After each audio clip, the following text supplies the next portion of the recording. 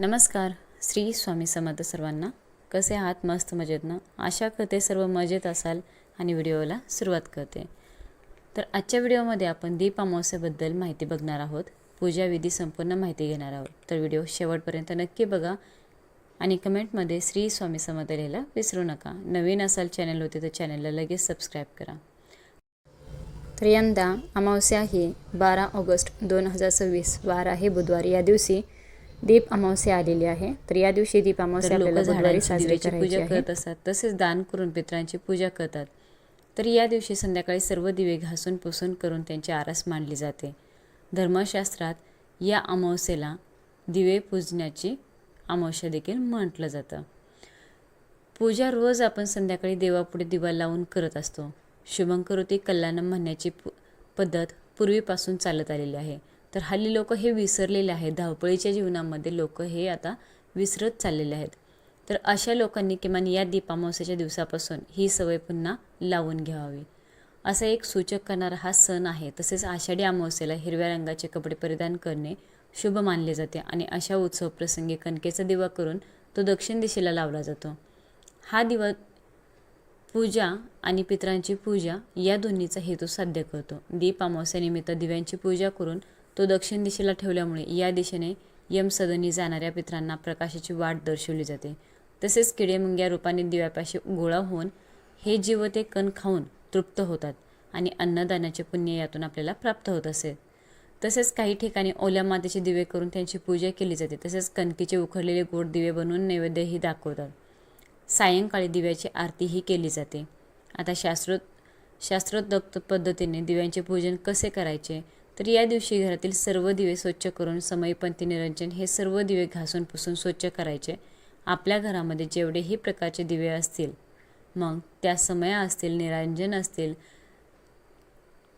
लांबण दिवे असतील, गोल प्रकारचे दिवे, पितळाचे दिवे, तांब्याचे, म्हणजे जेही दिवे तुमच्याकडे असतील, चांदीचे, त्याचबरोबर नवरात्रातले दगडी दिवे, सगळ्या दिव्यांना काढायचं, स्वच्छ करायचं. कारण इथून पुढे आता खरी सणावारांना सुरुवात होणार असते आणि दिवे आपल्याला प्रत्येक या पूजा अर्चामध्ये लागतात.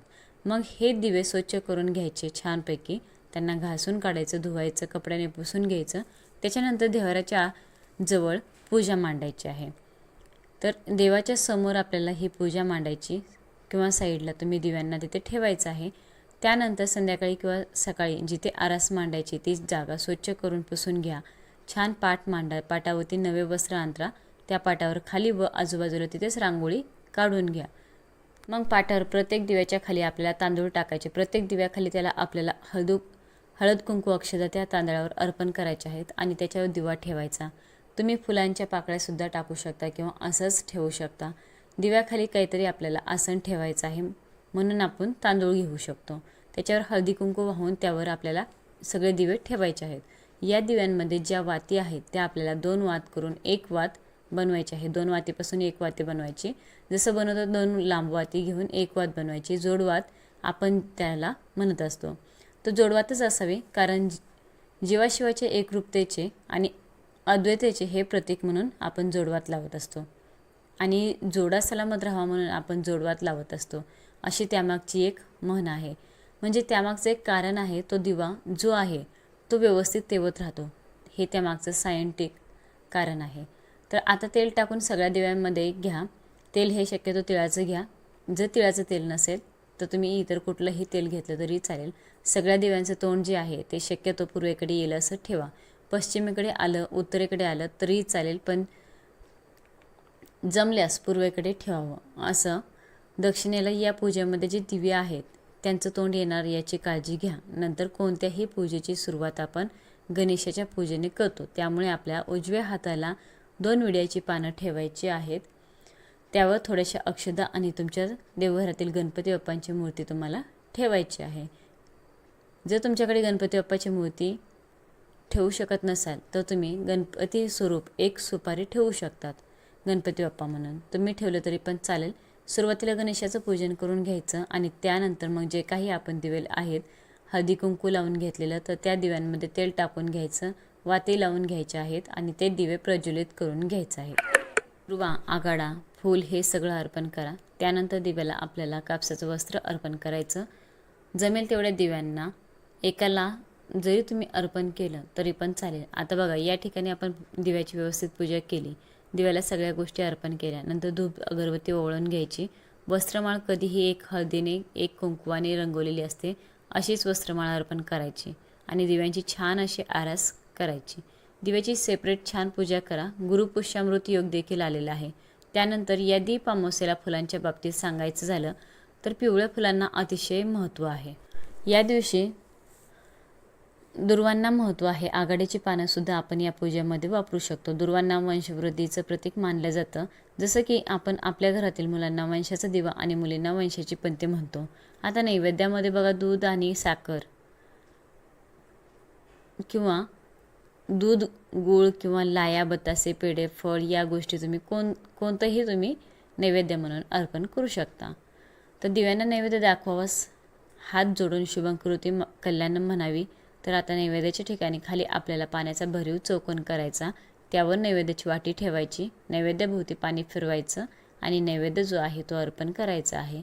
आता या पूजेला मनोभावे आपल्याला नमस्कार करायचा. अशा सोप्या पद्धतीने आपल्याला दिव्यांची पूजा करायची आहे.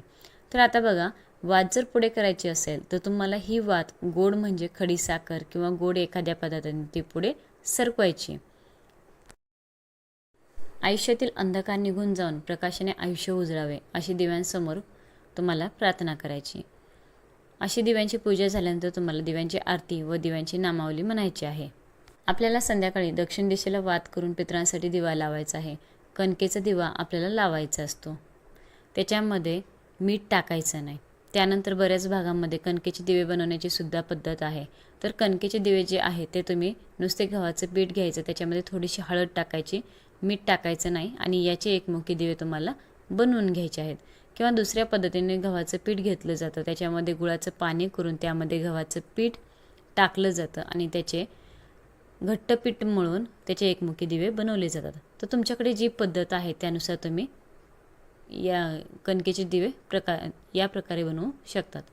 तर एकमुखी दिवे, आता हे जे दिवे आहेत ते 5, 7, 9, 11 याप्रमाणे तुम्ही बनवू शकता आणि या दिव्यांमध्ये तूप घालायचं असतं आणि त्यामध्ये फुलवात लावायची असते. कारण या कणकेच्या दिव्यांनी हे जे सर्व दिवे आपण प्रज्वलित केलेले आहेत, दिव्यांची पूजा केलेली आहे, तर या पूजेला ओवाळलं जातं. म्हणून या कणकेच्या दिव्यांमध्ये तेलाचा वापर करायचा नाही किंवा लांब वातीचा वापर करायचा नाही. मनुष्याला म्हणजेच मानवाला तुपाच्या दिव्याने ओवाळायचं नसतं आणि देवाला कधी तेलाच्या दिव्याने ओवाळायचं नसतं. आपल्याला जर कोणाचं औक्षण करायचं असेल तर मनुष्याला ओवाळण्यासाठी तेलाचा दिवा वापरायचा आणि देवांना ओवाळण्यासाठी कधीही तुपाच्या दिव्यानेच ओवाळायचं असतं. तेलाच्या दिव्याने देवांना कधीच ओवाळायचं नाही. म्हणून या कणकेच्या दिव्यांमध्ये तुपाचे दिवे लावायचे आणि त्या दिव्यांनी या दिव्यांना ओवाळायचं आहे. कारण आपण दीपपूजन करणार आहे, अग्निदेवतेचं पूजन करणार आहोत. तर शेवटी दिव्यांची कहाणी ऐकायची. कहाणी तुम्ही यूट्यूबला लावूनसुद्धा ऐकू शकता. दिव्यांची कहाणी ऐकल्याशिवाय आपली ही दीप अमावस्येची पूजा जी आहे ती पूर्ण होत नाही. कहाणी ऐकून झाल्यानंतर आपली पूजा पूर्ण होते. जो काही लाह्यांचा नैवेद्य दाखवलेला आहे तो आपण घरातील सर्वजण खाऊ शकतो. ही पूजा तुम्ही सकाळी केली तरी चालेल, संध्याकाळी दिवे लागण्याची जी वेळ असते त्यावेळेला केली तरी पण चालेल. दिव्यांमध्ये तेल टाकायचं, तूप टाकायचं, परत दिवे प्रज्वलित करायचे, हळदी कुंकू वाहून नमस्कार परत एकदा करायचा आहे. दीप अमावस्येला संध्याकाळी शुभंकरोती प्रार्थना म्हणून घरातले जे काही मुलं मुली असतील त्यांचं आपल्याला औक्षण करायचं असतं.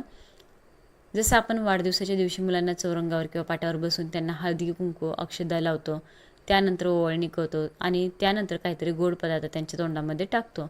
अशाच प्रकारे घरातले मुलं मोठे असतील छोटे असतील तरी पण त्यांची पूजा करायची आहे. कारण मुलं किंवा मुली जे आहे ते वंशाचे दिवे असतात, मुली वंशाच्या पंथी असतात असं म्हटलं जातं आणि मुलं जे आहे ते वंशाचे दिवे असतात. म्हणून ते सुद्धा त्यांच्यामुळे आपल्या वंशाची वृद्धी होते. तर त्यामुळे आपल्याला या दिवशी आपल्या घरातल्या मुलींची सुद्धा पूजा करायची आहे. मुलांना ओवाळण्यासाठी या दिवशी कणकेचा एक दिवा बनवायचा आणि त्याच्यामध्ये तेल व लांब वात टाकून या दिव्यांनी ओवाळायचं, तूप टाकायचं नाही. तर हे सर्व दिवे पाहून खूप छान वाटतं, प्रसन्न वाटतं. या सगळ्या गोष्टी करताना आपल्याकडून काही चूक झाली असेल तर देवाला पूजा झाल्यानंतर फक्त हात जोडून मनापासून प्रार्थना करायची की हे देवा, माझ्या यथाशक्तीने मी साध्या भोळ्या मनाने ही पूजा केलेली आहे. यामध्ये जर काही माझ्याकडून चूक झाली तर मला क्षमा असावी. अशी एक क्षमा प्रार्थना आपल्याला प्रत्येक पूजेमध्ये मागायची असते. कारण आपण माणूस आहे, तर आपल्याकडून काहीतरी चुका होतच असतात. पूजा झाल्यानंतर आपण संध्याकाळी किंवा सकाळी दिव्यांची जी आरती आहे तर ती आपल्याला म्हणायची आहे. आणि या पूजेची उत्तर पूजा म्हणजे सांगता ही दुसऱ्या दिवशी करायची आहे. तर दुसऱ्या दिवशी सगळं आपल्याला जे काय आपण साहित्य वापरलं होतं, फुलं वगैरे, ते आपल्याला सगळं साहित्य निर्माल्यामध्ये टाकायचं आहे. दिवे आहेत ते व्यवस्थित परत स्वच्छ करून त्याच्या जागी व्यवस्थित ठेवून द्यायचे. जे काही कणकेचे दिवे आपण बनवलेले आहेत त्यातील वाती काढून घ्यायचे आणि ते तुम्ही गाईला खाऊ घालू शकतात. गूळ घालून बनवलेले दिवे असतील ते उकडून तर तुम्ही ते खाल्ले तरी चालतात वाती काढून. दीप अमावस्या शुभ मुहूर्त कोणता आहे ते आपण बघू. अमावस्याची सुरुवात होणार आहे 23 तारखेला उत्तरात्री 2:28 आणि अमावस्याची समाप्ती होणार आहे 24 जुलैला म्हणजेच उत्तरात्री 12:40. उदय तिथीनुसार दीप अमावस्या असणार आहे 24 जुलैला म्हणजेच गुरुवारी. तर तुम्ही सकाळी करा किंवा संध्याकाळी करू शकता. दीप अमावस्या ही तुम्ही गुरुवारी साजरी करू शकता. तर गुरु पुष्यामृत योग सुद्धा आहे. तर 24 जुलै दुपारी 4:43 ते 25 जुलै सकाळी 5:49 आहे. हर्षण योग आहे तो 23 जुलै दुपारी 12:34 ते 24 जुलै सकाळी 9:51 आहे. सर्वार्थ सिद्धी योग संपूर्ण दिवस असणार आहे. अमृत सिद्धी योग 24 जुलैला असणार आहे दुपारी 4:43 ते 25 जुलैला सकाळी 5:49. तर या दिवशी उपवास ठेवल्याने मृत पूर्वजांच्या आत्म्यास शांती मिळते असं मानलं जातं. तर या दिवशी झाडं लावून ग्रहदोष शांती होते. केळी, पिंपळ, लिंबू किंवा तुळशीचं रोप लावलं जातं. काही ठिकाणी महिला आषाढ अमावस्येला तुळशी किंवा पिंपळाच्या झाडाला 108 प्रदक्षिणा करत असतात. तर गरुड पुराणानुसार जे आषाढ अमावस्येला व्रत करतात, पूजा करतात, दान करतात त्यांना सर्व प्रकारचे दोष आणि पापांपासून मुक्त केलं जातं. तर या दिवशी काही विशेष उपाय केल्यास संकटे दूर होतात. तर पिंपळाच्या झाडाखाली दिवा लावा. अमावस्येला पिंपळाच्या झाडाखाली तेलाचा दिवा लावणं खूप शुभ मानलं जातं. दिवा लावताना त्यात लवंग ही टाका आणि यानंतर पिंपळाच्या झाडाची प्रदक्षिणा करताना ओम नमो भगवते वासुदेवाय या मंत्राचा जप करा आणि यामुळे पितृदोष दूर होतो. अशा प्रकारे आपल्याला दीप अमावस्या साजरी करायची आहे. ही पूजा केल्यामुळे आपल्या घरामध्ये सुख, आनंद, समृद्धी भरभरून येत असते. वाईट गोष्टी, नकारात्मकता जी आहे ते आपल्या आयुष्यातला अंधार निघून जातो. तर ही माहिती तुम्हाला आवडली असेल तर व्हिडिओला जास्तीत जास्त लोकांपर्यंत शेअर करा, जेणेकरून की सर्वांपर्यंत ही माहिती पोहोचली जाईल. व्हिडिओ शेवटपर्यंत बघितल्याबद्दल सर्वांना